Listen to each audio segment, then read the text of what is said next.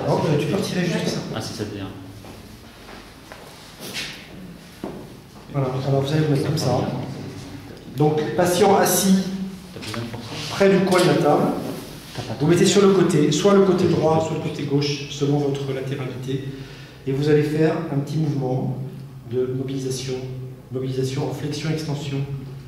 Vous savez que quand on fait ça, si on le fait de manière suffisamment ample, on va entraîner une flexion qui va descendre à peu près jusqu'à la 4e dorsale. Et si jamais on va assez loin en extension, on va aussi pouvoir recruter les 4 premières dorsales. Donc, ici, vous allez faire ça, des oscillations antéro-postérieures, flexion, extension, extension. Et là, vous allez faire votre palpation des espaces interépineux.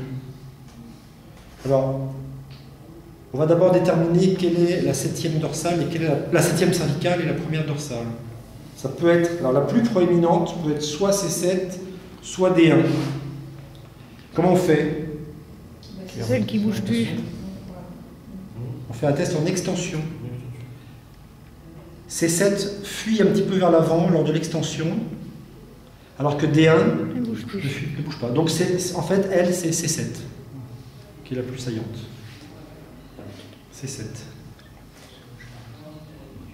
Donc C7D1 est là. Alors, si je fais ça et que je regarde mon espace interépineux, normalement, si ça bouge bien, qu'est-ce qui se passe en flexion? Ça s'écarte. Et en extension, ça se rapproche. D'accord? Qu'est-ce que je fais pour obtenir une flexion? Je ne fais pas ça.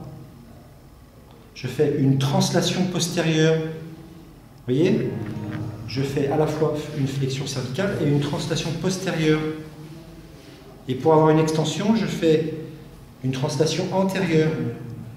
Flexion, extension. Alors, j'essaie de m'aider avec tout ce que je peux, avec mon sternum, avec ma main, mais en fait, ça se passe surtout dans la translation antérieure et postérieure. Donc là tu améliores la mobilité.